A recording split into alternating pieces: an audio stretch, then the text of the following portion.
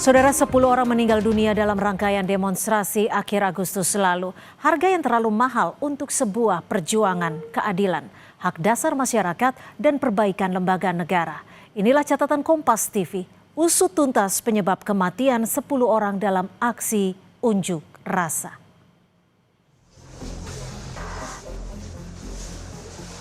Gelombang unjuk rasa pada akhir Agustus 2025 berubah menjadi kericuhan. Tak hanya ratusan korban luka, Komnas HAM mencatat ada 10 korban jiwa yang jatuh dalam aksi demonstrasi yang terjadi pada 28 hingga 31 Agustus. Sejauh ini tercatat setidaknya 10 orang korban meninggal dunia, di mana beberapa di antaranya diduga kuat karena mengalami kekerasan dan penyiksaan oleh aparat. Ini masih kami selidiki. Dan penyebab-penyebab yang lainnya. Kemudian yang mengalami penangkapan sewenang-wenang juga cukup banyak angkanya, sedang dikonsolidasikan di Komnas HAM. Yang mengalami luka-luka juga cukup besar, datanya di berbagai wilayah di seluruh Indonesia. 10 korban jiwa itu tewas di berbagai kota. Di Jakarta, Andika Lutfi Falah, seorang siswa SMK, dan Afan Kurniawan, seorang pengemudi ojol, meninggal pada 28 Agustus. Di Yogyakarta, Reza Sendi Pratama, seorang mahasiswa, meninggal pada 31 Agustus. Di Solo, ada Sumari, seorang tukang becak, yang meninggal pada 29 Agustus. Sementara di Semarang, Iko Julian, mahasiswa, meninggal pada 31 Agustus. Di Makassar ada 4 korban, mereka adalah Saiful Akbar, seorang pegawai kecamatan, lalu Sarina Wati, seorang staf DPRD, Muhammad Akbar Basri, juga seorang staf DPRD, dan Rusdam Diansah, seorang pengemudi ojol, keempatnya meninggal pada 29 Agustus. Sementara di Manokwari, Septinus Sesa, seorang warga, meninggal pada 29 Agustus. Organisasi masyarakat sipil mendesak Presiden Prabowo Subianto membentuk tim independen guna menyelidiki penyebab kematian 10 orang itu.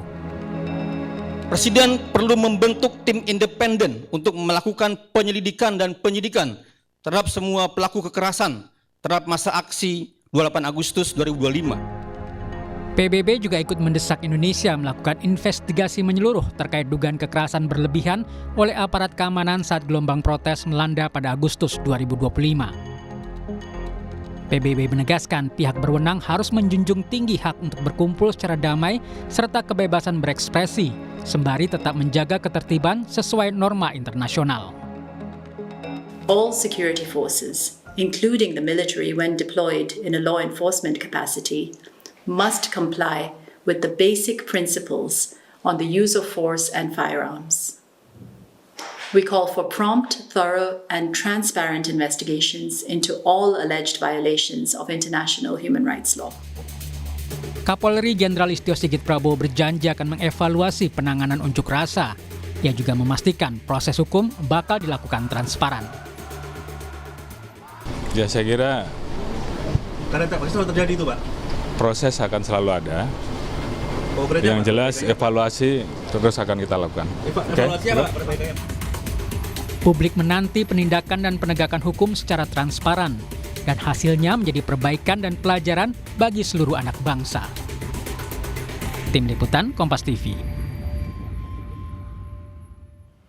Saudara, kelompok masyarakat yang menyuarakan kesulitan hidup dan meminta negara hadir harus berhadapan frontal dengan aparat.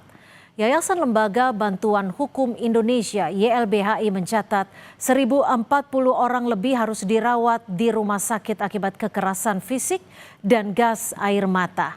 Negara harus segera mengusut meninggalnya warga masyarakat dalam rentetan demonstrasi akhir Agustus hingga awal September lalu.